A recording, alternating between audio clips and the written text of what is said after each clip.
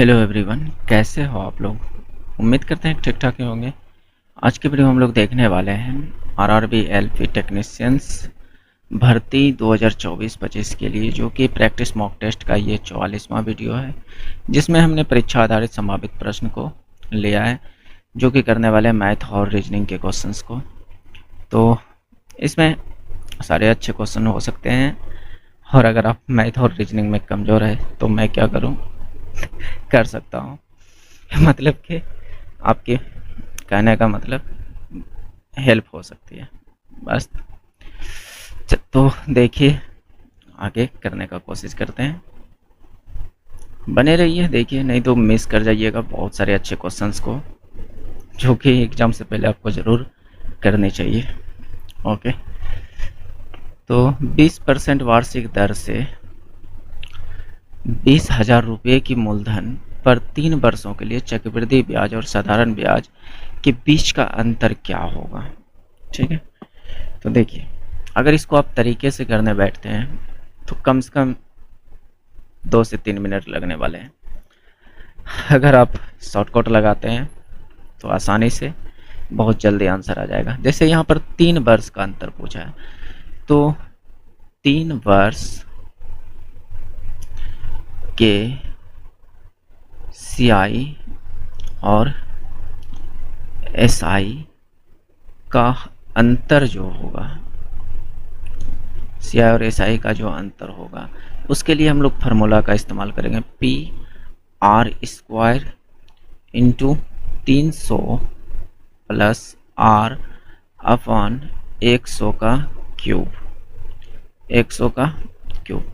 इस फार्मूले को इस्तेमाल करेंगे, अन्यथा फिर आप CI का फार्मूला लगाइए, फिर SI का, यानी दोनों अलग अलग निकालिए, उसका अंतर निकालिए, तो फिर आंसर आएगा। बात समझ रहे हैं। हालांकि फार्मूला तो पता ही होगा CI SI का, तो वैसे लगा सकते हो, लेकिन वहाँ से टाइम ज़्यादा आएगा।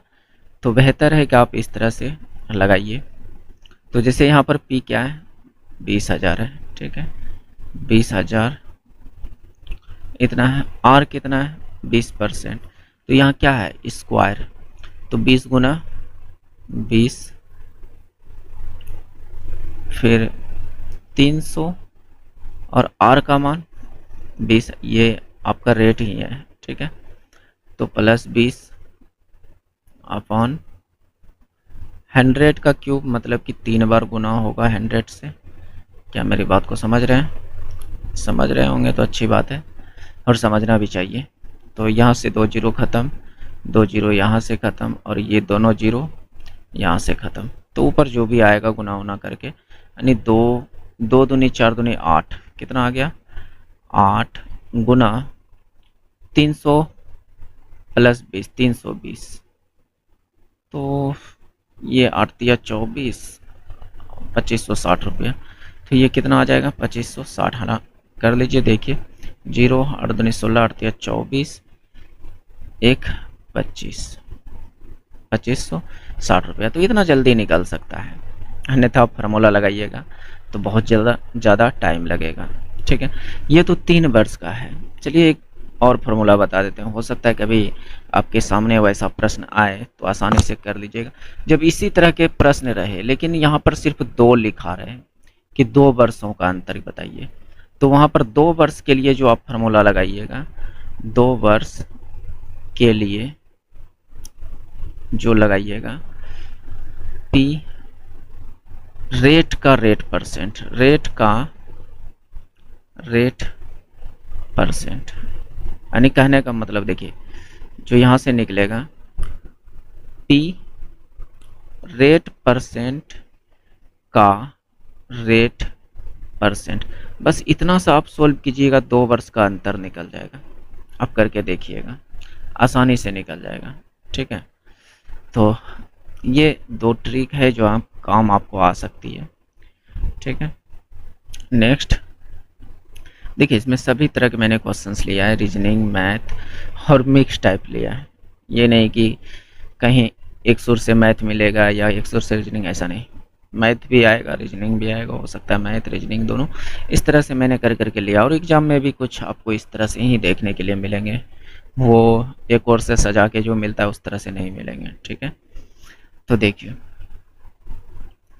ये जो भी है डाटा, इसको पढ़ने का मतलब कि टाइम वेस्ट करना। बात समझ रहे हैं? इसको पढ़ने का मतलब टाइम वेस्ट करना। तो आप सीधा कथन को पढ़िए और निष्कर्ष को पढ़िए और आंसर देने की कोशिश कीजिए। ठीक है। कहता कोई आर टी नहीं है। अगर मैं इसका डायग्राम बनाऊं, ये मैंने आर का डायग्राम बनाया, आर, और इसके बगल में टी का डायग्राम बनाया। ठीक है।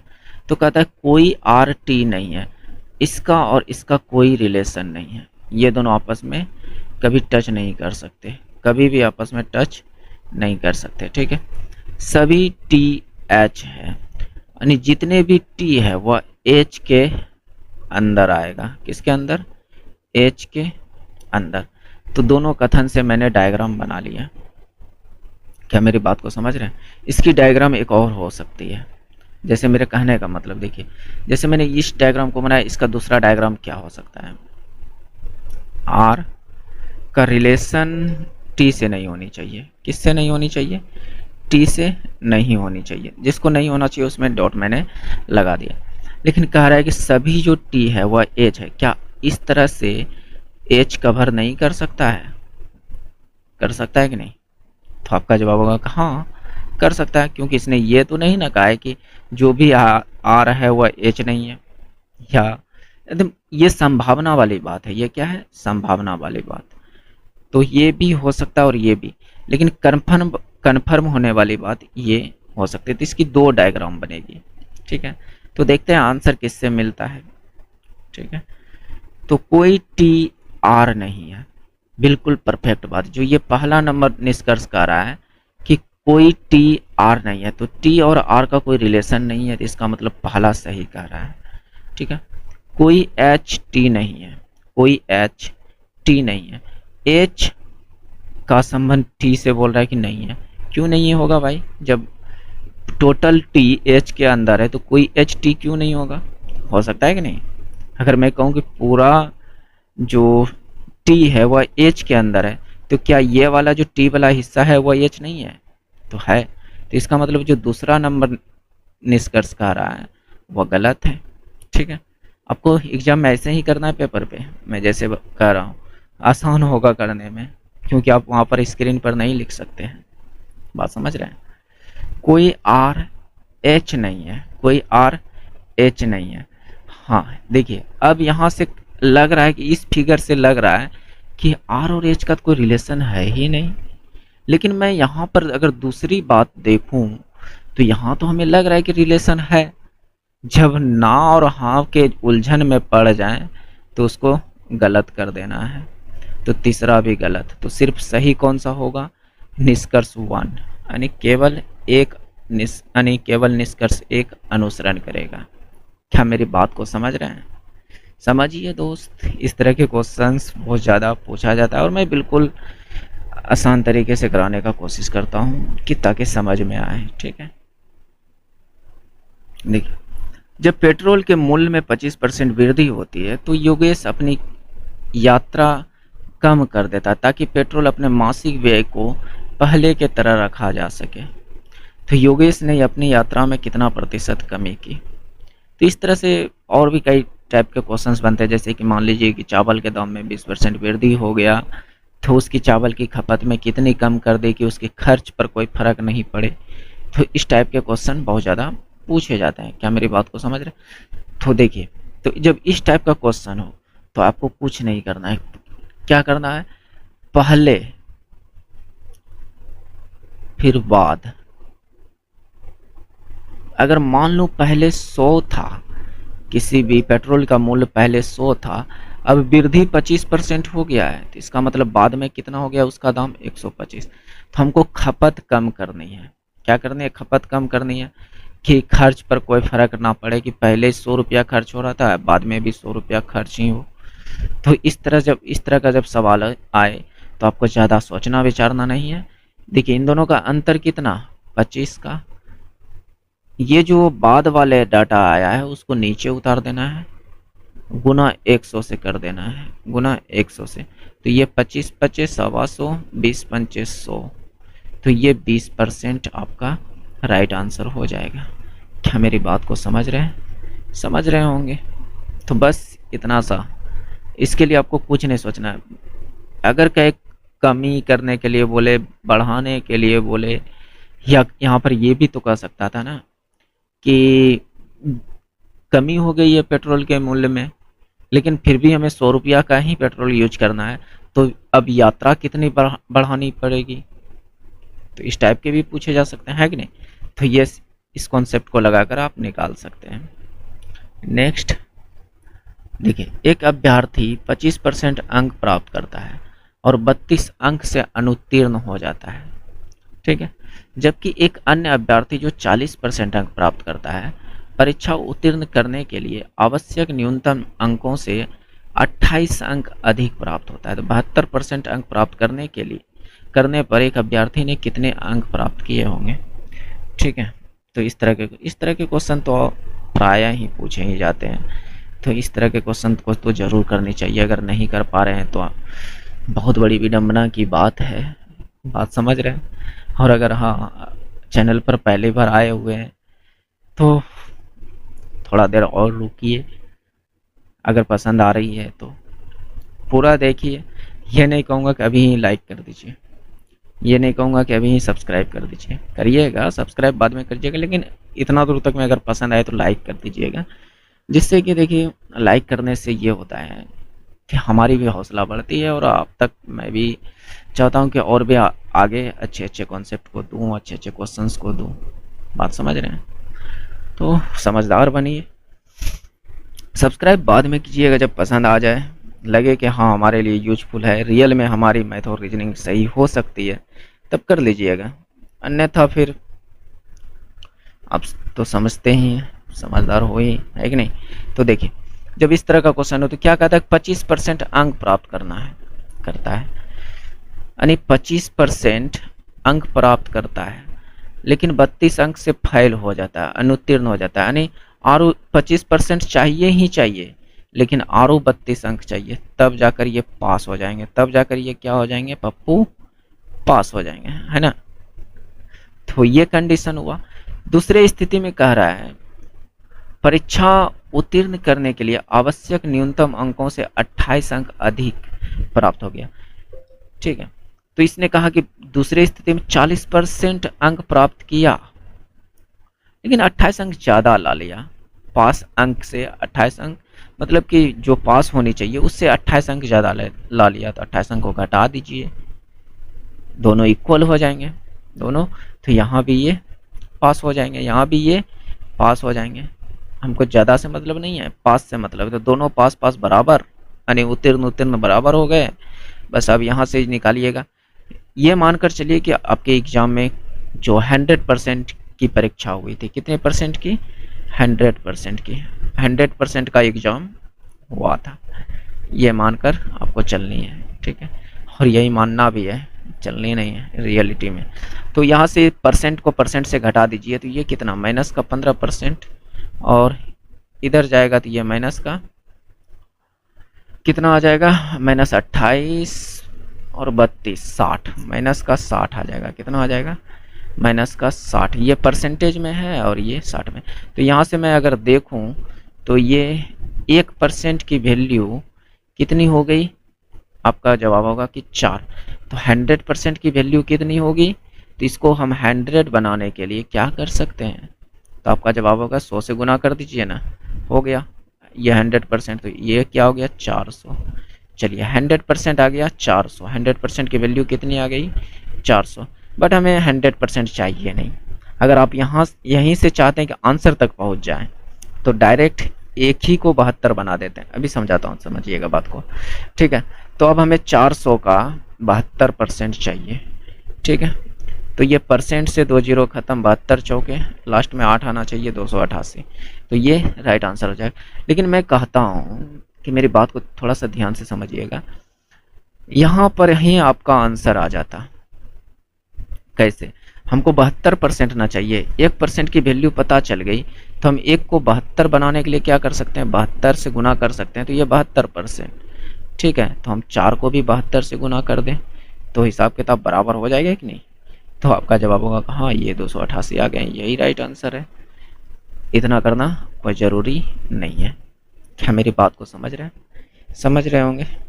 नेक्स्ट देखिए, और मेरे करने से पहले देखिए आप भी वीडियो रोककर जरूर करने का कोशिश कीजिए, जिससे कि आपको ज़्यादा बेनिफिट मिलेंगे। बात समझ रहे हैं। तो देखिए अगले क्वेश्चंस को, इस क्वेश्चंस को देखिए। रिशु अपने घर से पश्चिम की ओर गई, वहाँ से बाईं और मुड़ी, बाईं ओर मुड़ी। ठीक है, तो इसके लिए आपको थोड़ा सा दिशा का ज्ञान होनी चाहिए, है ना। जैसे मैं कहूँ कि एक लकीर मैंने खिंचाई है, प्लस का चिन्ह बनाया, इधर आपको पूरब लेना है, इधर आपको पश्चिम मानना है, इधर आपको उत्तर, और इधर आपको दक्षिण माननी है। तो ठीक है, इतना आपको करनी है। तो अब यहाँ से फायदा क्या होगा, ये आपकी स्टार्टिंग पॉइंट होगी, इनिशियल पॉइंट होगा ये आपका। बात समझ रहे हैं। तो 1 मिनट, थोड़ा सा मोबाइल को साइलेंट कर दूँ, ढेर चचा क्या रहा है। ओके, तो देखिए, तो ये इनिशियल पॉइंट कहने का मतलब कि स्टार्टिंग पॉइंट, जहाँ से आप चलना शुरू करोगे। तो आपका कोई पॉइंट है जो पश्चिम की ओर, कहता है रिशु अपने घर से पश्चिम, इसका नहीं, घर यहाँ पर है, मान लेते हैं ये स्टार्टिंग पॉइंट है, इनिशियल पॉइंट है, घर यहाँ पर है, ये पश्चिम की ओर 5 किलोमीटर गया, यहाँ से ये पश्चिम की ओर, पश्चिम मतलब इधर जाना, स्टार्टिंग से इधर 5 किलोमीटर गया। ठीक है, फिर बाईं मुड़ा, बाईं मुड़ने का मतलब एंटी क्लॉक। आप ही देखिए, अगर नहीं समझ में आता है तो सोचिएगा हम ही इस पर चल रहे हैं, इधर मुंडी करके, तो आपका बायां किधर, इधर, तो इधर कितना 4 किलोमीटर। फिर कहता है फिर से बाएं मुड़ती है, फिर से वह बाएं मुड़ गया, फिर से क्या हुआ, अच्छा यहाँ पर मैंने उल्टा कर दिया। देखिए बाएं मुड़ने का मतलब इधर मुड़ना, ना कि उधर, क्या कहे, गजब है। तो ये इधर मुड़ना है, ठीक है, 4 किलोमीटर। फिर कहता है फिर बाएं मुड़ना है, फिर बाएं मुड़ने का मतलब इधर ही मुड़ना है, और 5 किलोमीटर चलनी है। तो ये भी 5, ये भी 5, दोनों समांतर हो गए हैं, यानी इस पॉइंट पर। तो अंत में वह दाएं मुड़ता है और 3 किलोमीटर, अब इधर से ये इधर जा रहा था और दाएं मुड़ गया, तो अब इधर घूम जाएगा, और कितना 3 किलोमीटर, कितना 3 किलोमीटर। ठीक है, तो अगर इस बात को समझ पा रहे हैं तो अब देखिए, इसने पूछा क्या कि 3 किलोमीटर गया और रुक गया, जिस स्थान पर रुकी थी उसके घर के बीच की न्यूनतम दूरी केवल, यानी सभी मोड़ जो है 90 डिग्री, तो सभी मोड़ मैंने 90 डिग्री लिया है, तो बिल्कुल सही है ना। तो अब यहाँ से ये इसका स्टार्टिंग पॉइंट है, यहाँ से यहाँ तक, और ये इसका एंड पॉइंट है। क्या है, एंड पॉइंट। क्या मेरी बात को समझ रहे हैं। तो यहाँ तक पहुँचा, तो ये 4, तो ये वाला भी दूरी कितना 4, 4 और 3 कितना 7 किलोमीटर की दूरी पर है। कितने दूरी पर, 7 किलोमीटर। घर और अंतिम दूरी 7 किलोमीटर पर है। ये सब भाड़ में जाए, न्यूनतम दूरी पूछा था, तो डायरेक्ट हम ऐसे तो भी पहुँच सकते हैं सीढ़ी लगाकर, सीढ़ी लगाया है ना, लेकिन न्यूनतम दूरी कहने का मतलब कि डायरेक्ट जो सीधा सीधी दिखे। बात समझ रहे हैं। लेकिन लॉन्ग दूरी का था तो फिर ऐसे ऐसे ऐसे ऐसे टोटल जोड़ देते हैं। ओके, नेक्स्ट देखिए, विशाल अपने वेतन का 12% प्रधानमंत्री राहत कोष में दान करने का फैसला किया। ठीक है, दान के दिन उसने अपना मन बदल दिया, बदल सकता है, और ये 42% यानी 4200 रुपया दान दे दिया। जो कि पहले दान करने का फैसला किया था उसका वह 70% था, तो उसका मासिक वेतन कितना होगा। तो मान लीजिए कि उसका मासिक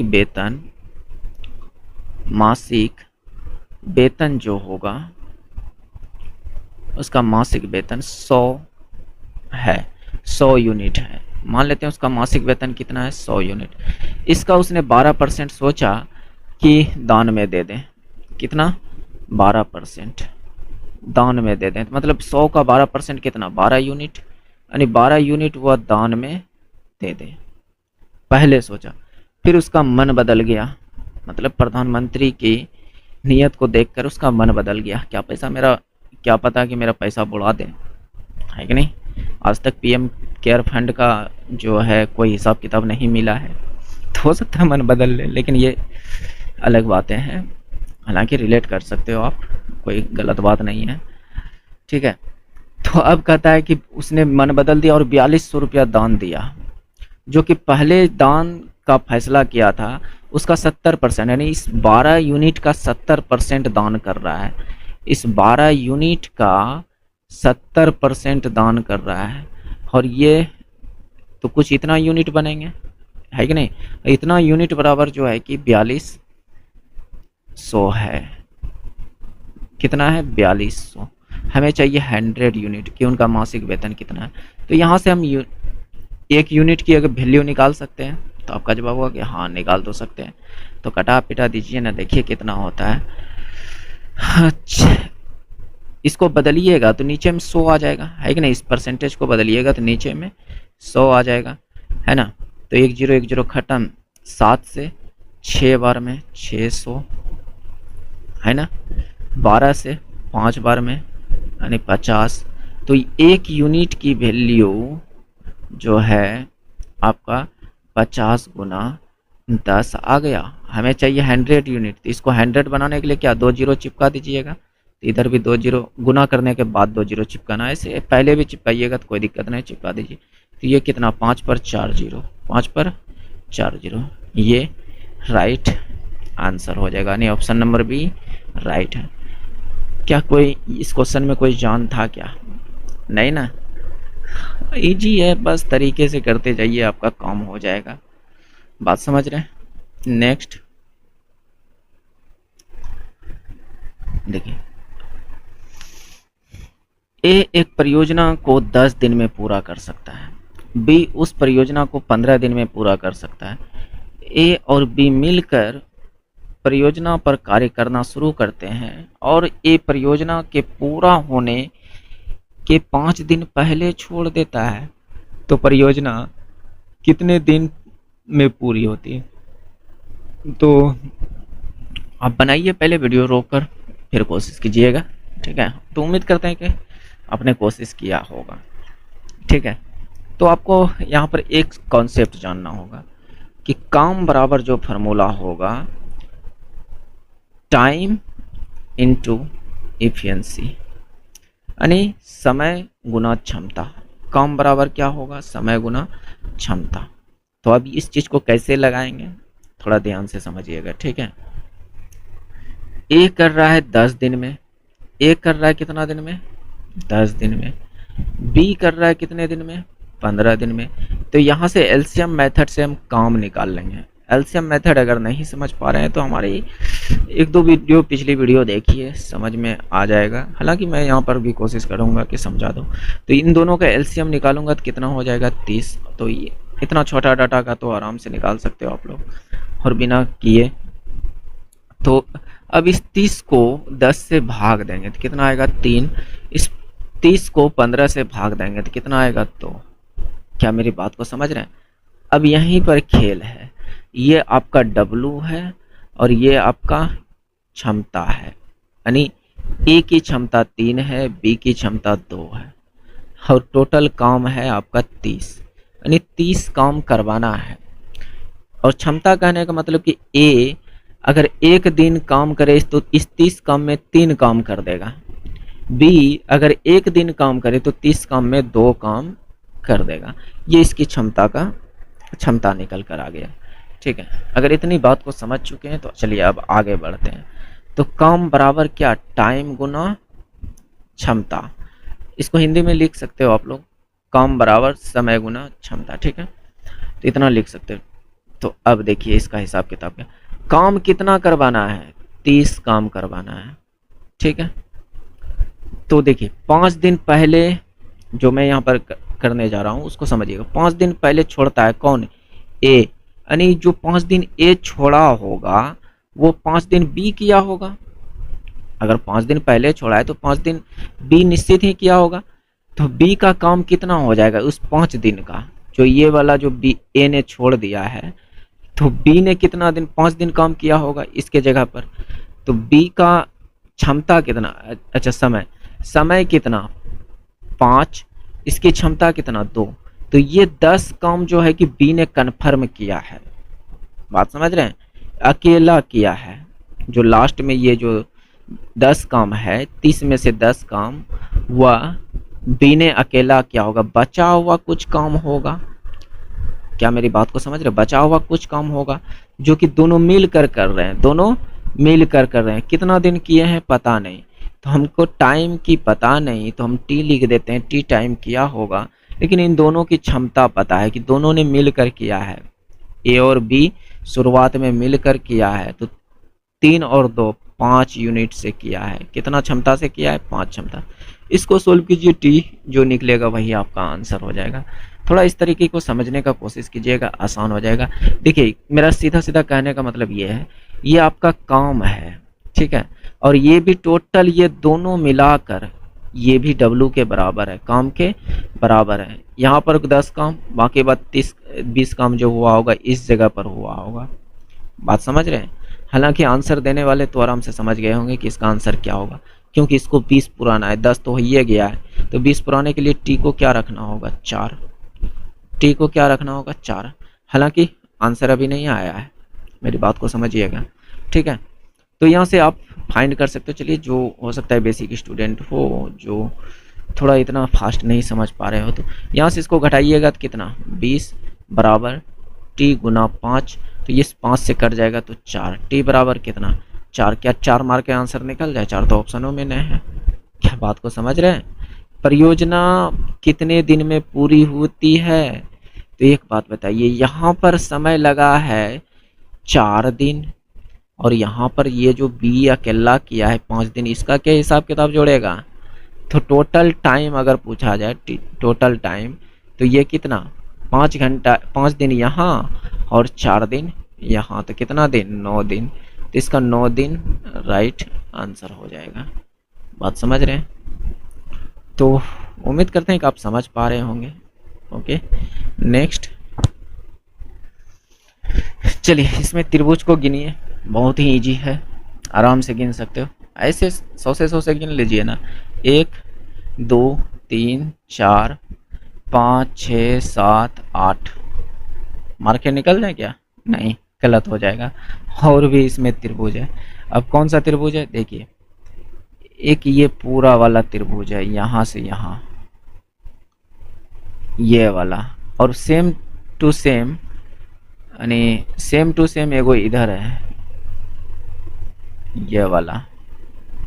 क्या बात को समझ पा रहे हैं? ये वाला, तो 2 त्रिभुज और एक्स्ट्रा, तो 8 तो फिक्स था, 8 और 2 गो एक्स्ट्रा, 10 ठो।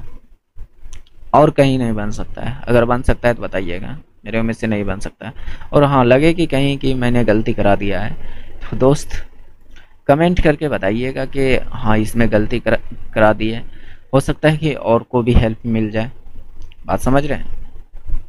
लेकिन अगर मान लीजिए गलती, यहाँ पर कोई गलती हो गया, तो यहाँ तक पहुँचने में कुछ तो टाइम गया होगा, यहाँ तक वीडियो चलने में। उस वीडियो की टाइमिंग को मेंशन करके बताइएगा कि हाँ इस जगह पर गलती है। अगर नहीं हो तो आराम से बोलिएगा नहीं बिल्कुल परफेक्ट है, या आपको क्वेश्चन का टाइप कैसा लग रहा है, क्वेश्चन किस मतलब कि क्वेश्चन का लेवल किस तरह लग रहा है। देखिए लेवल क्या है, ये बिल्कुल आपके रेलवे के एग्ज़ाम के लिए लेवल बिल्कुल परफेक्ट लेवल है। बात समझ रहे हैं? नहीं तो आप मैथ रीजनिंग के क्वेश्चंस को करते होंगे। अगर मैं कहता हूँ, मेरा कहने का मतलब ये है, अगर आप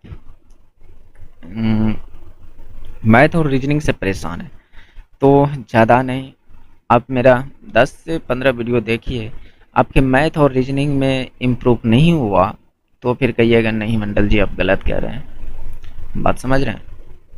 तो आपकी इच्छा, अगर आप रियल में आपका मैथ और रीजनिंग कमज़ोर है और आप चाहते हैं कि आपका स्कोर बढ़िया हो, तो आपको ज़रूर हमारे साथ जुड़ना चाहिए। बात समझ रहे हैं? तो देखिए कीजिए।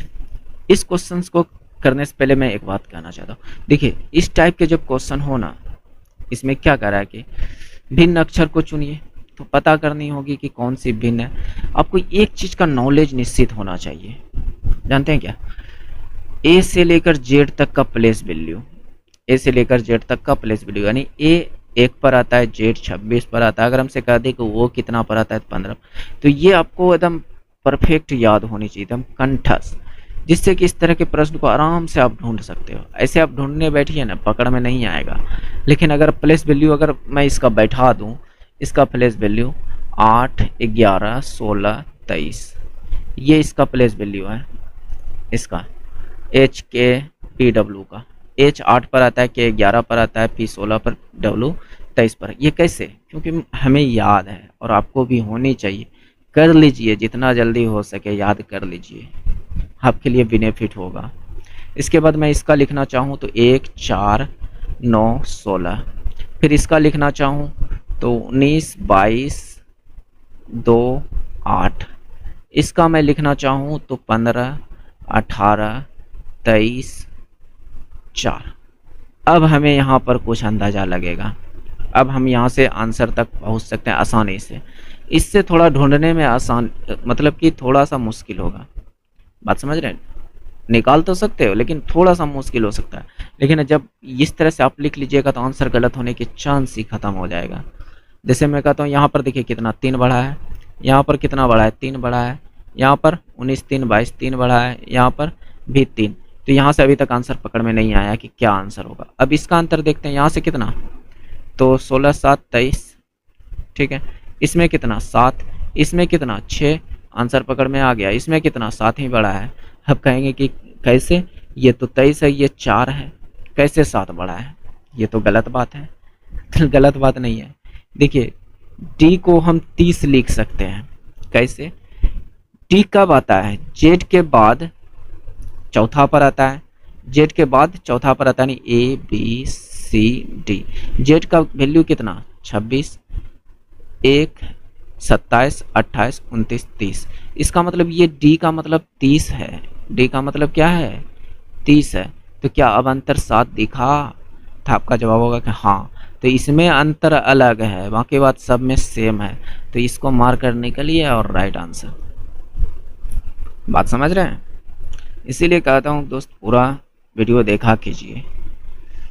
बात समझ रहे हैं? नहीं तो बहुत सारे कॉन्सेप्ट को आप मिस कर सकते हैं। क्या पता लास्ट का क्वेश्चन ही बहुत ही अच्छा हो। बात समझ रहे हैं?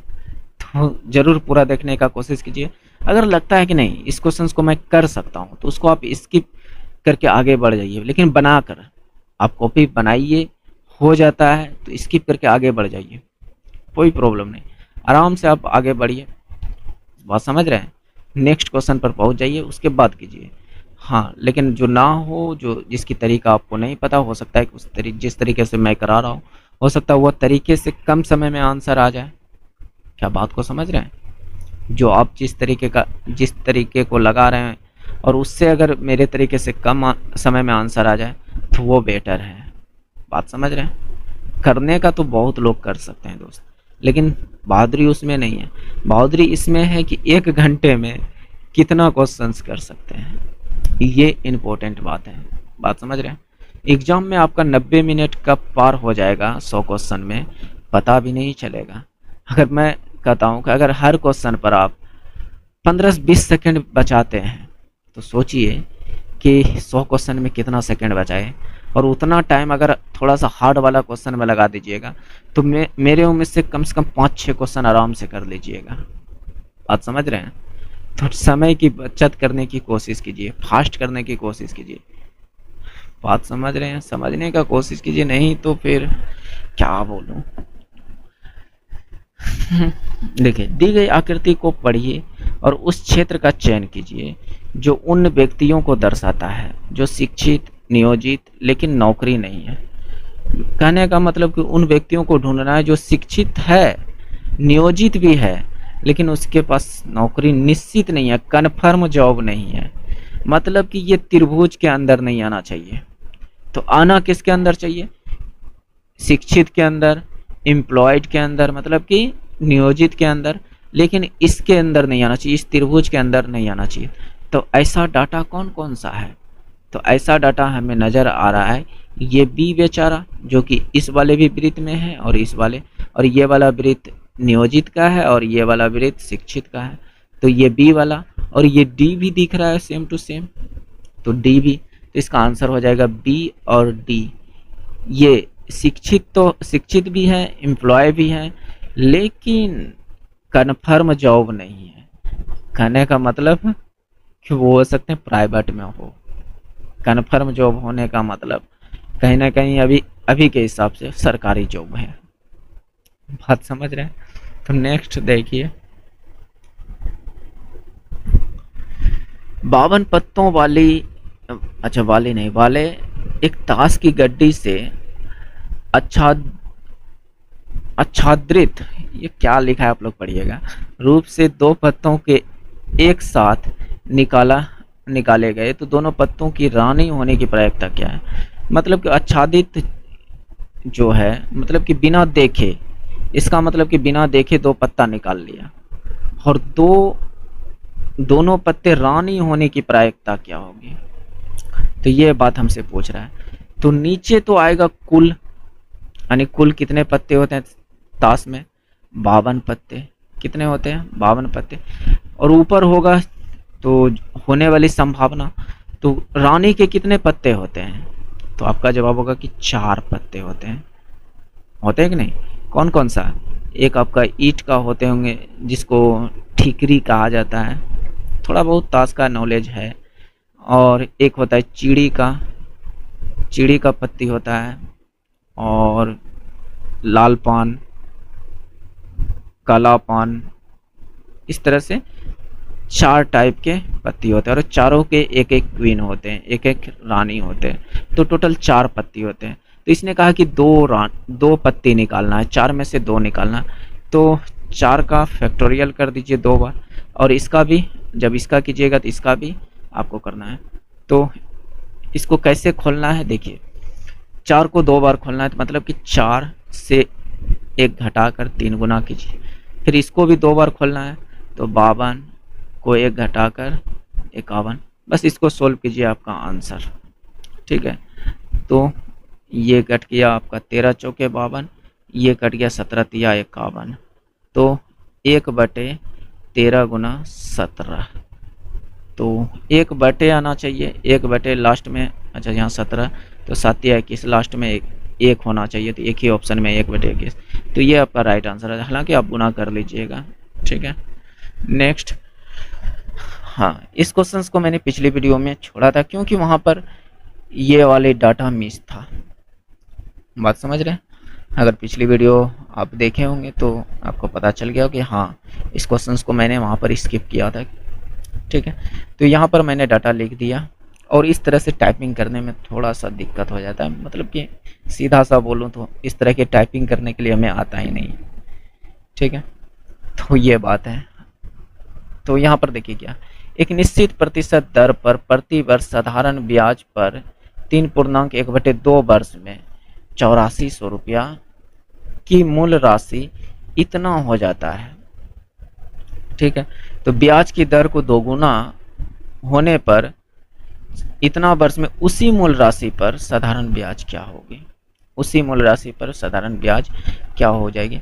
तो पहले हमें रेट निकालनी होगी। पहले मेरे पास है क्या क्या, मूलधन है जो कि 8400 दिया है, उसके बाद टाइम है जो कि हमें दिया है 3.1/2, कहने का मतलब 3.5%। कितना? 3.5, अच्छा परसेंट नहीं, ईयर। रेट हमसे पूछ रहा है, और हमें अमाउंट दे दिया है, मिश्र धन दे दिया है। क्या दिया है? मिश्र धन 10, क्या है यार, कितना दिया है? 10,899 इतना दे दिया है। ठीक है, तो हमें चाहिए क्या? रेट निकालने के लिए एसआई चाहिए। क्या चाहिए? एसआई। तो एसआई भी दे दिया है, बिना दिया, यानी मतलब गुप्त रूप से दिया है, यानी इतना में इतना को घटा दीजिए तो ये आपका एसआई निकल जाएगा। तो घटा दीजिए, घुमा फिर आके क्या करना है, तो ये कितना हो गया? 9,9,4,2, 2499। एसआई कितना है? 2499। मैंने ऐसा क्यों कहा? देखिए, आपका जो अमाउंट बराबर फार्मूला होता है मूलधन प्लस एसआई, आप इसमें रखकर एसआई निकाल सकते हो। ठीक है, तो ये मैंने डायरेक्ट यहाँ पर किया। ठीक है, और आपको भी सोचना चाहिए कि मैं अगर लगा रहा हूँ तो कैसे लगा रहा हूँ। थोड़ा दिमाग दौड़ाइए और क्या। तो ये बात, तो यहाँ से अब हम रेट फाइंड कर सकते हैं। एस आई आ गया, एस आई बराबर फार्मूला क्या, P into R into T, यही ना। तो एस आई कितना, मैं डायरेक्ट एक चलिए फार्मूला भी लिख देता हूँ किधरों कोना में। एस आई बराबर क्या, P into R into T upon 100, यही ना। तो हाँ, तो आपका एस आई कितना 2499, मूलधन कितना 8400, रेट फाइंड करनी है, टाइम कितना 3.5 बटे में 100 बटे में 100। तो देखिए कटाइए पिटाइए क्या आंसर आता है। तो यहाँ से ये 2 जीरो ख़त्म, 1 जीरो बच जाएंगे, यही ना। तो चलिए यहाँ से कटाइए, देखिए क्या है। तो यहाँ से पॉइंट नीचे उड़ा देते हैं तो आसान ही रहेगा थोड़ा सा, हालांकि इसको 7/2 लिख देते हैं तो और ज़्यादा आसान रहता।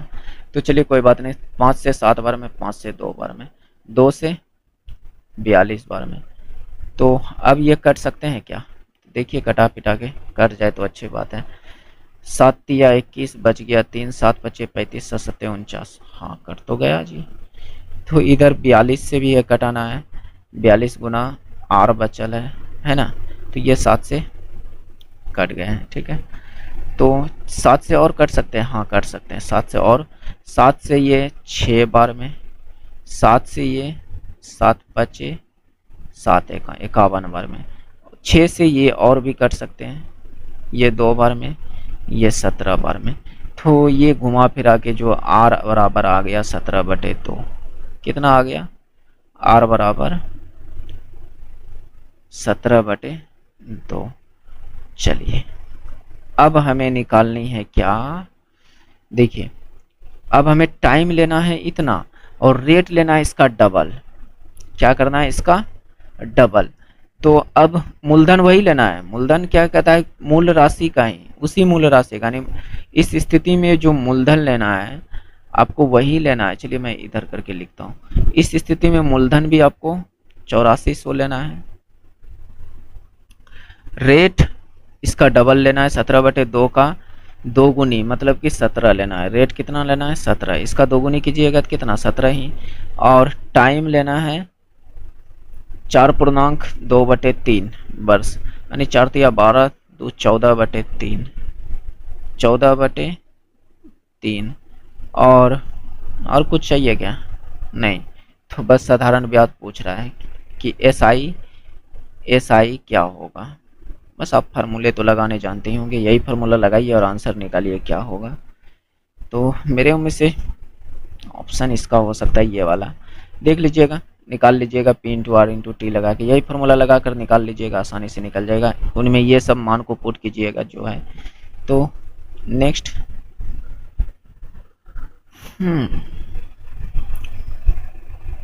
डी, चलिए शायद इस प्रश्न को पिछली वीडियो में मैंने करा दिया था, चलिए कोई बात नहीं यहाँ पर करा देता हूँ। 4 8, तो यहाँ पर कितना बड़ा है 4 बड़ा है, तो ये 8 में 4 बढ़ाइएगा तो कितना होगा 12, 12 पर क्या आता है एल से शुरू होनी चाहिए। तो ये 2 ऑप्शन नहीं है, ख़त्म, ये 2 ऑप्शन कम आएंगे, ये 10 ये 20। तो यहाँ पर कितना बड़ा है 10 बड़ा है, तो इधर भी आपको 10 बढ़ाना है। ये 13 में 10 बढ़ाइएगा तो कितना 23, और 23 पर क्या आएगा डब्लू, तो ये राइट आंसर एल डब्लू, ठीक है। तो देखिए कितना फ़ायदा है प्लेस वैल्यू याद होने का, कितना जल्दी सेकेंडों में आंसर आ जाएगा, क्या बात को समझ रहे हैं। तो इसलिए कर लीजिए दोस्त, फ़ायदा आपका ही है। नेक्स्ट देखिए कीजिए इस क्वेश्चन को। इसके लिए मैं एक आसान तरीका बताता हूँ इसको कैसे सॉल्व करना है। इसमें एक पैटर्न पूछता है कि घुमा फिरा के, इसमें कहने का मतलब क्या है, एक पैटर्न पूछेगा कि ऐसे कितने प्रतीक हैं। तो आपको लिखना है पहले प्रतीक, क्या लिखना है प्रतीक, बाएं से दाएं कहा है कि ये बायां है और ये दायां लेना है, जिनके ठीक पहले एक संख्या हो, यानी पहले इसके पहले संख्या हो, क्या हो संख्या हो, और ठीक बाद भी एक संख्या हो, ठीक बाद भी एक संख्या हो, बाद भी एक संख्या हो। तो ये इसका पैटर्न है, ये इसका क्या है पैटर्न, और ये आपको लिख लेना है। ताकि ढूंढने में आसान होगा। अब आप प्रतीक पर फोकस कीजिए। किस पर? प्रतीक पर आपको फोकस करना है और प्रतीक को ढूंढना है कि कहाँ कहाँ है। चलिए मैंने यहाँ प्रतीक को पकड़ा, क्या इसके पहले संख्या तो है लेकिन बाद में संख्या है क्या? नहीं, तो ये वाला प्रतीक काम में नहीं आएगा। प्रतीक यहाँ भी है, इसके पहले क्या संख्या है? नहीं, इसके बाद संख्या है, तो ये काम नहीं चलेगा क्योंकि हमें चाहिए प्रतीक के पहले भी संख्या और प्रतीक के बाद भी संख्या चाहिए, तो ये भी काम नहीं चलेगा। परसेंटेज को पकड़ते, परसेंटेज भी एक प्रतीक है, बात समझ रहे हैं? तो इसके पहले एक संख्या, इसके बाद भी एक संख्या, तो एगो काम चलेगा, ईठो काम चलेगा। क्या प्लस को मैं पकड़ूं तो क्या हिसाब किताब लग रहा है? दोनों दो गो प्रतीक पास में है, तो यहाँ पर काम ये दोनों नहीं कर पाएगा। इस परसेंट को पकड़ूं तो इसके पहले यहाँ है एक संख्या, इधर भी है, तो ये वाला भी काम करेगा। इस एंड को पकड़ूं तो इसके पहले भी एक संख्या और इसके पहले बाद भी एक संख्या है। इस डॉलर को मैं पकड़ूं तो इसके पहले भी एक संख्या, इसके बाद भी एक संख्या। जिसके पास है उसको टिक लगाते चलना है। और ऐसे अगर एग्जाम में आए तो एग्जाम में क्या, ऐसे आपको लगाने का ऑप्शन नहीं मिलेगा, आपको लिखते चलना है कि यहाँ पर एगो मिला, एक लिख दिए, फिर आगे एगो मिला, एक लिख दिए, फिर आगे मिला, एक लिख दिए, फिर आगे मिला, एक लिख दिए, तो यहाँ तक काम हुआ। फिर इस एंड को पकड़ता हूँ, क्या इसके पहले एक संख्या है, इसके बाद एक संख्या है क्या? नहीं, तो ये गलत। इस स्टार को, तो ये दो को जब प्रतीक साथ में है तो कभी हो ही नहीं सकता, तो ये खत्म कहानी। इस प्रतीक को पकड़ता हूँ, एट द रेट को, इसके पहले एक संख्या है तो आपका जवाब होगा कि हाँ, इसके बाद एक संख्या है तो जवाब होगा हाँ, तो एगो यहाँ पर मिल गया, तो एगो और, तो टोटल का एगो 1 2 3 4 5, तो 5 राइट आंसर। क्या बात को समझ रहे हैं? तो ये आपको लिखना है पहले, जिससे कि आपको ढूंढने में आसानी होगी। बात समझ रहे हैं? नहीं तो फिर यहाँ एक बार ढूंढिएगा, फिर यहाँ पढ़िएगा, फिर ढूंढिएगा, फिर इधर पढ़िएगा, उससे ज़्यादा टाइम लगेगा। उससे बेहतर है कि आप पहले एक पैटर्न बना लीजिए। इसका सांकेतिक नाम यूज भी कर सकते हैं कि प्रतीक को पी लिख लीजिए, संख्या को नंबर एन, इसके पहले भी एन, तो इस तरह से आप प्रतीक मतलब कि पैटर्न बनाकर ढूंढ सकते हो। बात समझ रहे हैं? तो उम्मीद करते हैं कि समझ में आ रहा होगा और हो सकता है मज़ा भी आ रहा होगा। चलिए देखिए, एक थैले में 5 रुपये, 2 रुपये और 1 रुपये के सिक्कों के रूप में 310 रुपये के 4:5, 3:5 के अनुपात में है। तो 5 रुपये के सिक्कों की संख्या कितनी है? 5 रुपये के सिक्कों की संख्या कितनी है? तो ये जो हमें दिया है सिक्कों का अनुपात दिया है। किसका अनुपात? सिक्कों का अनुपात। सिक्कों का अनुपात, ठीक है, पाद नहीं पात, ठीक है, जो कि दिया है 4:3:5। तो ये हमें सिक्कों के अनुपात से मतलब अभी नहीं है, हमें चाहिए मूल्यों का अनुपात, क्योंकि यहाँ पर मूल्य दिया है। तो मूल्यों का अनुपात क्या होगा दोस्त? मूल्यों का अनुपात क्या होगा? तो आपका जवाब होगा कि 4 और इसका ये जो अनुपात 4 में है वह 5 रुपये का अनुपात है, तो इसको 5 से गुना करना है। अनुपात 3 जो है, ये जो 3 अनुपात है वह 2 रुपये का अनुपात है, इसको 2 से गुना करना है। ये जो आपका 5 है वह 1 रुपये का अनुपात है, 1 रुपये के सिक्का वाला का अनुपात है, तो 5 गुना 1। तो यहाँ से अगर मैं इसको सॉल्व करूँ तो 20:6:5 ये हो जाएंगे। तो मूल्यों का अनुपात इतना है, तो मैं कहूँ कि मूल्यों का योग कितना होगा? मूल्यों का योग का अनुपात कितना होगा? मूल्यों का योग का अनुपात क्या होगा? मेरे राइटिंग पर मत जाइएगा दोस्त, आपको करने से मतलब है, ये नहीं कि राइटिंग कहिएगा कि बेकार हो रहा है। नहीं दोस्त, राइटिंग अच्छी होते हैं, यहाँ पर राइटिंग से आपको कोई मतलब नहीं है। बात समझ रहे हैं? अगर राइटिंग से मतलब है तो एक वीडियो में मैंने खुद से मैंने लिखा है, यानी क्वेश्चन को कॉपी में लिख कर मैंने उसको कराया है, देख लीजिएगा, वहाँ से पता चलेगा कि नहीं ऐसा तो राइटिंग नहीं होता है। बात समझ रहे हैं? तो इसलिए राइटिंग पर मत जाइएगा, आपको करने से मतलब रखना है, मेरे राइटिंग से नहीं। मेरा राइटिंग आपको काम नहीं आएगा। तो यहाँ पर अगर मैं कहूँ कि मूल्यों का योग का अनुपात कितना है, 20:6:26, 5:31, ये कितना अनुपात है? 31। मूल्यों का योग का अनुपात कितना बना 31, लेकिन रियल में मूल्य कितना है, ये 310 है। इसी 31 अनुपात का मान 310 है। तो हमें चाहिए 5 रुपये के सिक्कों का अनुपात, तो सिक्कों की संख्या चाहिए, तो सिक्कों का अनुपात 5 रुपये वाला कितना 4, 5 रुपये वाला कितना है 4, तो हमें 4 अनुपात की वैल्यू चाहिए। तो मैं यहाँ से एक अनुपात की वैल्यू निकाल सकता हूँ क्या, तो आपका जवाब होगा कि हाँ 10 निकल जाएगा। तो हम इस एक को 4 बना सकता हूँ क्या, तो आपका जवाब होगा कि हाँ ये भी बना सकते हैं। तो इसको 4 से गुना कर देंगे तो ये 4 होगा, तो ये 4 अनुपात बन जाएगा। तो आप इधर भी 4 से गुना कर दीजिए तो 40 हो जाएगा। कितना हो जाएगा, 5 रुपये के सिक्कों की संख्या कितनी हो जाएगी, 40 हो जाएगी। क्या मेरी बात को समझ पा रहे हैं।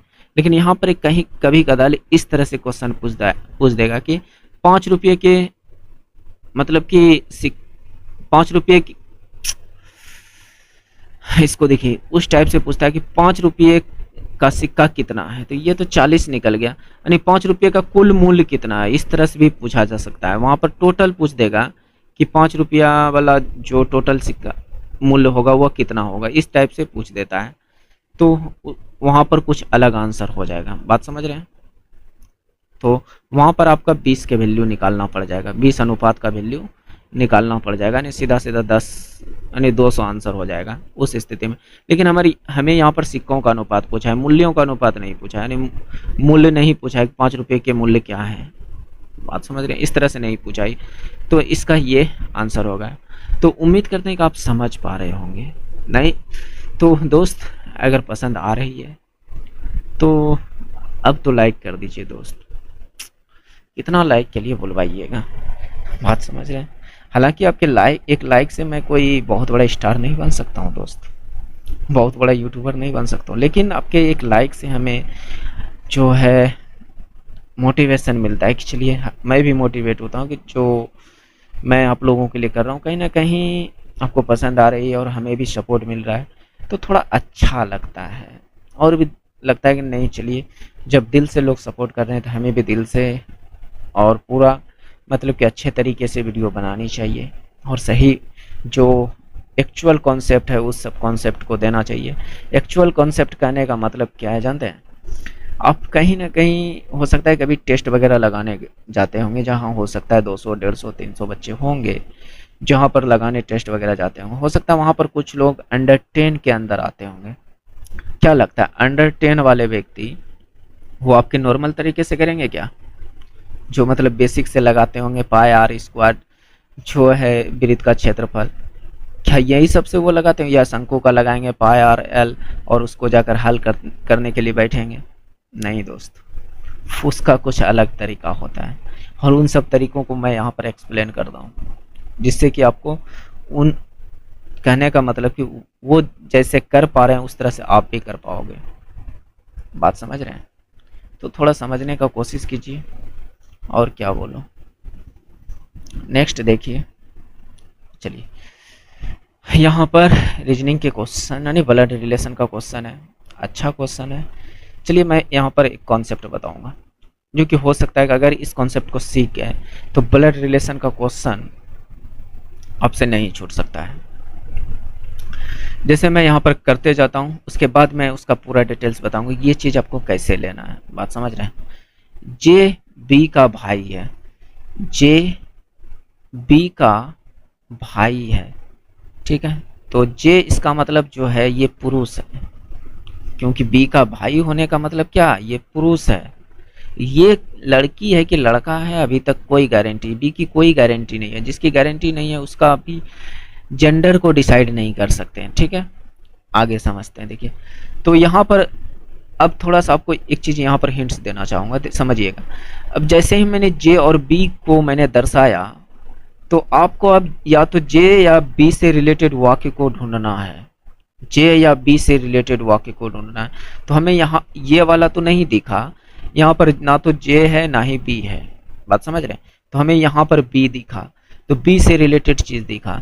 तो बी जो कह रहा है ए की पुत्री है, यानी ये जो बी है ये पुत्री है, मतलब कि अब इसकी जेंडर डिसाइड हो गया है। और किसकी पुत्री है, ए की, ए की।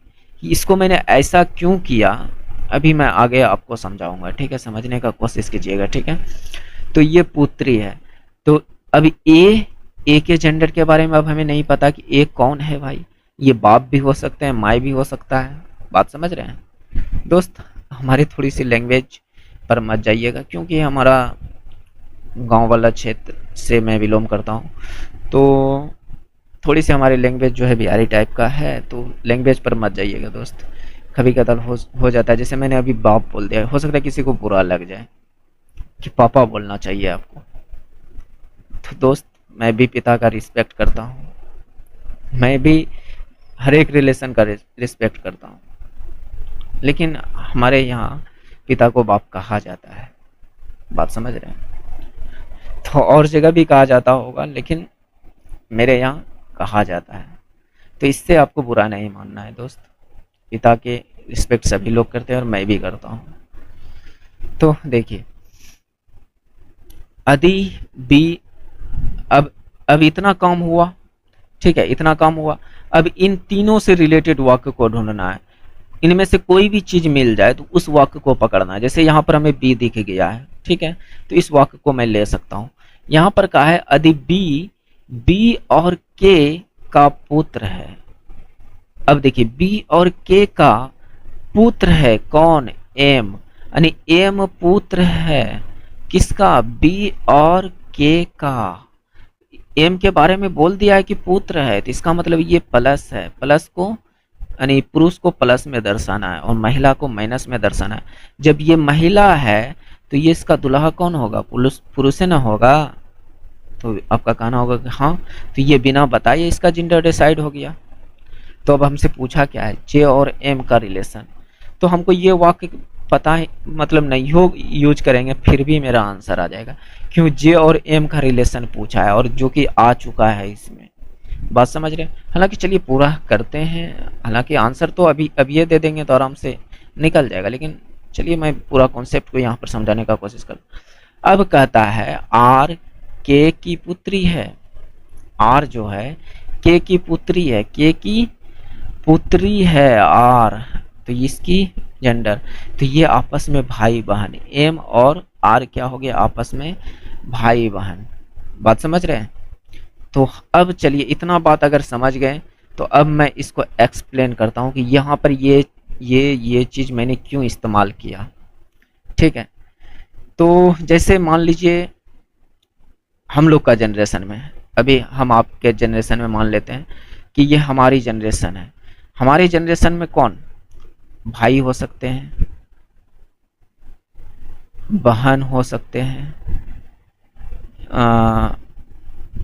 या पत्नी हो सकती है,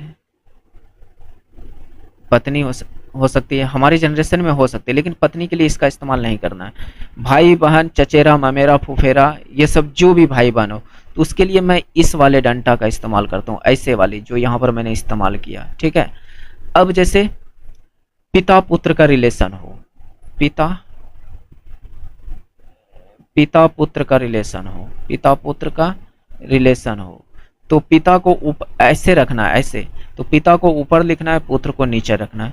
तो पिता पुत्र वाला रिलेशन ये होनी चाहिए, पिता पुत्र वाली रिलेशन क्या होनी चाहिए, ये वाली डंटा, ये वाली डंटा सीधा वाली, जैसे यहाँ पर देखिए ये वाली डंटा का इस्तेमाल किया है कि नहीं। अब कन्या दुल्हा वाला, मतलब कि पति पत्नी वाला रिलेशन, तो उसके लिए मैं इस तरह इस्तेमाल करता हूँ, जो कि यहाँ पर देखिए बी और के पति पत्नी है, इस तरह इस्तेमाल करता हूँ। अगर इस बात को अगर समझ पा रहे हैं ना, तो आपका ये रीजनिंग का जो ये ब्लड रिलेशन का प्रश्न है आराम से बनेगा, कोई दिक्कत नहीं होगा। कोशिश कीजिए समझने का, मैं तो बस कोशिश कर सकता हूँ समझा सकूँ। समझना ना समझना वो आप पर डिपेंड करता है कि आप समझ पा रहे हो। आप थोड़ा सा कोशिश कीजिएगा तो आराम से समझ जाइएगा, थोड़ा सा मैं कोशिश कर दूँ, थोड़ा आप कोशिश कीजिए, आराम से आप समझ सकते हो। अन्यथा हम कितना समझाना भी चाहूँ तो नहीं समझ पाइएगा जब तक आपकी कोशिश नहीं रहेगी। तो देखिए, अब हमसे पूछा क्या, जे एम से किस प्रकार संबंधित है, तो जे एम का रिलेशन पूछ रहा है कि जे कौन लगेगा एम का। तो एक बात बताइए, एम का बी कौन है, माँ है, कौन है, माता है, और ये माता का कौन है? भाई है। तो माता का भाई कौन लगेगा? आप ही उस जगह पर सोचिए कि आपकी माता का भाई आपका कौन लगेगा? मामा। कौन लगेगा? मामा। तो ये एम का कौन है? जे, मामा इज राइट आंसर। क्या मेरी बात को समझ पा रहे हैं? तो देखिए दोस्त, इसीलिए मैं कहता हूँ कि आप पूरा देखा कीजिए, क्या पता कौन सी जगह पर कौन सी क्वेश्चन आ जाए और कितना बेहतरीन क्वेश्चन आ जाए, वो आप डिसाइड मतलब कि सोच भी नहीं सकते हो। तो इसीलिए पूरा देखिए।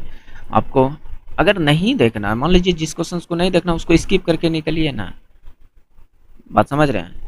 जिसको जो क्वेश्चन आपसे हो जाता है वो स्किप करके निकलिए। मैं ये नहीं कहूँगा कि उस जगह आप रुकिए, स्किप कर दीजिए। आपके मोबाइल में ऐसा ऑप्शन होगा, अगर लग रहा है कि आपको कि मैं स्लो करा रहा हूँ तो आप थोड़ी सी स्पीड को बढ़ा लीजिए, या 2x 3x आपकी जितनी इच्छा हो करके देखिए। अगर लग रहा है कि फास्ट करा रहा हूँ थोड़ा स्लो कर लीजिए, वो आप पर डिपेंड है। तो ऐसा उम्मीद करते हैं कि आप कर सकते हो। बात समझ रहे हैं? तो देखिए नेक्स्ट, निम्नलिखित विकल्पों में से लुप्त अंक ज्ञात कीजिए। यानी यहाँ पर क्या होगा, यहाँ पर क्या होगा? ठीक है, तो इस क्वेश्चन को मैंने शायद पिछली वीडियो में HW में पूछा था।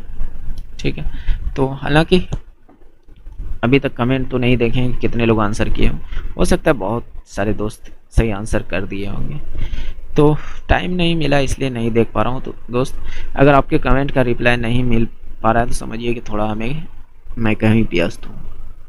बात समझ रहे हैं? अगर मैं कमेंट का रिप्लाई दे रहा हूँ तो समझिए कि हाँ, मैं अभी व्यस्त नहीं हूँ। हालांकि मैं सभी के कमेंट को प्रायः 5 से 6 बजे के, शाम के 5 से 6 बजे के बीच देने का कोशिश करता हूँ, क्योंकि उस समय मेरे घर के बगल में थोड़ा सा 100 मीटर की दूरी पर स्कूल है। उस स्कूल में फील्ड है और वह फील्ड पर मैं जाकर बैठता हूँ और वहीं पर फिर मैं सभी के कमेंट का एनालिसिस करता हूँ, देखता हूँ, फिर मैं वहीं से जवाब देता हूँ। तो अगर कभी कमेंट का रिप्लाई नहीं मिले तो दोस्त बुरा मत मानिएगा, मैं कोशिश करता हूँ कि सभी का रिप्लाई कर दूँ, हो सके लेट हो जाए लेकिन रिप्लाई ज़रूर करूँगा। तो आपकी जो भी क्वेरी हो आप हमसे पूछ सकते हैं। आपकी जो भी मतलब कि किसी क्वेश्चन से प्रॉब्लम हो, जिस टाइप का क्वेश्चन चाहिए उस सब कमेंट आप में करके आप बता दीजिए, ताकि मैं उस टाइप के क्वेश्चंस को ला सकूं। बात समझ रहे हैं? ऐसे तो मैं कोई भगवान नहीं हूँ कि आपको किस टाइप का क्वेश्चन चाहिए। बात समझ रहे हैं? तो कोशिश कीजिएगा कि बताएं कि हाँ इस टाइप के क्वेश्चंस चाहिए। तो अगर वो जिस टाइप के क्वेश्चन आपको चाहिए, अगर उस फील्ड में मैं माहिर हूँ तो मैं ज़रूर करा दूंगा। अगर मेरा ही वो वीक रहा तो इग्नोर कर सकता हूँ, लेकिन अगर है सही तो मैं आराम से उसको करा सकता हूँ। बात समझ रहे हैं? और ज़रूरी नहीं है कि मैं 100% क्वेश्चन कर दूँ। बात समझ रहे हैं? कोई भी व्यक्ति 100% परफेक्ट नहीं हो सकता है, चाहे हम रहें आप रहे जो भी रहे, परफेक्ट नहीं हो सकता है। बात समझ रहे हैं? तो समझिए दोस्त, और देखिए गलती होने के किसी से भी हो सकता है, चाहे हम रहे चाहे आप रहे, किसी से भी हो सकता है। मैंने अच्छे अच्छे टीचरों को देखा है जो जिसके पास लाखों मिलियनों सब्सक्राइबर हैं, उसको गलती करते हुए मैंने देखा है। मैं क्या किसी से नहीं पढ़ा हूँ। मैं तो यहाँ तक पैड क्लास में पढ़ा हूँ, और पैड क्लास में तो इतना तक होता है कि जो क्वेश्चन नहीं होता उसको दूसरे दिन कराया जाता है। बात समझ रहे हैं? तो समझिए दोस्त, और क्या बोलो। तो यहाँ पर सीधा सीधा कॉन्सेप्ट लगा है, सबको ऐड करना है। इधर 4 3 7 9 16 बराबर में 16 आया, 6 5 11 और प्लस 25 कितना होता है 36, तो बराबर में 36। तो 8 7 15 इधर बराबर में 64 पुराना है, तो यहाँ पर 15 पुर गया, तो और कितना पुराना होगा 14 में पहुँच गया 9, लास्ट में 9 वाला एक ही ऑप्शन है, ये राइट आंसर। और इसमें कोई भी कॉन्सेप्ट नहीं है, सिंपल सा। देखिए ये क्वेश्चन मैंने आप लोगों के लिए HW के लिए रखा है, देखते हैं आप लोगों में से कितने लोग सही आंसर देते हैं। मेरे उम्मीद से सभी लोग दे दीजिएगा, जो कि उम्मीद करता हूँ कि आप लोग सभी लोग दे पाएंगे, थोड़ा सा अगर आप दिमाग लड़ाते हो तो। इजी ही क्वेश्चन है, तो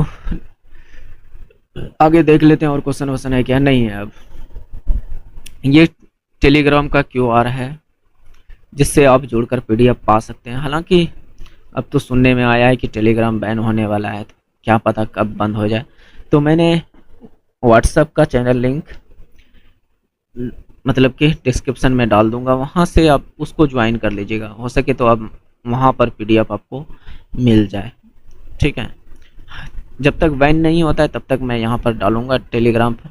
अगर जब बैन हो जाएगा तो मैं वहाँ पर डाल दिया करूँगा, तो आप व्हाट्सएप चैनल को ज्वाइन कर लीजिएगा, वहाँ पर मिल जाएगा। ओके, तो हाँ, अब ये ख़त्म। तो ये थोड़ी सी कहानी है इसके बारे में, तो आप जानते हैं, है कि नहीं।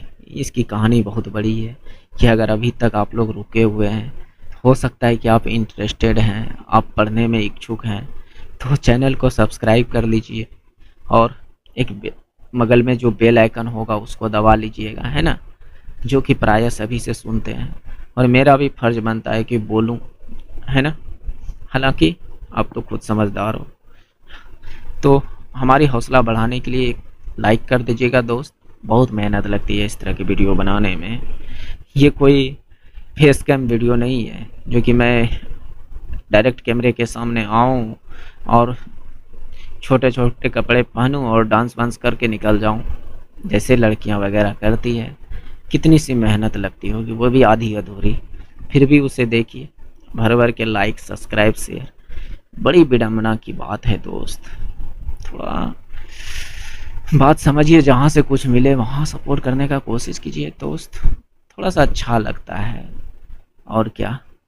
तो आप अपने किसी भी एक स्टडी ग्रुप में शेयर कर दीजिएगा, जैसे कि कोई अगर भाई बंधु जो भी है जो पढ़ाई से रिलेटेड हैं, पढ़ाई में इंटरेस्टेड रखते हैं, ज्वाइन कर सकते हैं। ये वीडियो देखिए दोस्त, एएलपी के लिए ही इम्पोर्टेंट नहीं है। ये वीडियो जितने भी एग्ज़ाम है रेलवे के, जिसमें भी मैथ और रीजनिंग पूछा जाता है, उसके लिए ये बेनिफिट है। बात समझ रहे हैं, क्योंकि मैथ किसी भी क्वेश्चन, मैथ के क्वेश्चन में लिखल नहीं रहता कि ये एलपीए में है, तो मतलब कि एलपीए में आएगा, ऐसा कहीं नहीं लिखल रहता है कि हम एलपीए में आएंगे, कहीं भी आ सकता है। बात समझ रहे हैं, तो सभी के लिए इम्पोर्टेंट हो सकते हैं। ये नहीं कि ये मत सोचिएगा कि नहीं मैं तो एलपी का तैयारी नहीं कर रहा हूँ तो मैं इस वीडियो को क्यों देखूँ। तो मैं एक बात बता दूँ दोस्त, मैंने कभी भी ग्रुप डी के लिए तैयारी नहीं किया था, लेकिन मैंने ग्रुप डी भी निकाला। हमेशा मैंने फोकस किया एनटीपीसी को। किसका? एनटीपीसी को। और कभी भी मैं ग्रुप डी के पेपर को नहीं लगाया, ग्रुप डी का सेट को नहीं लगाया, लेकिन फिर भी मेरा ग्रुप डी का एग्ज़ाम निकल गया। बात समझ रहे हैं, और साथ ही साथ एनटीपीसी का भी निकला। तो ज़रूरी नहीं है कि जिस एग्ज़ाम का लिखा गया है थंबनेल में वही इम्पोर्टेंट उसी में आएगा, ये क्वेश्चन नहीं, सभी के लिए इम्पोर्टेंट हो सकते हैं। बात समझ रहे हैं, तो बाकी बात क्या बोलूँ, मिलते हैं नेक्स्ट वीडियो में। जय हिंद, जय भारत, थैंक्स फॉर वॉचिंग।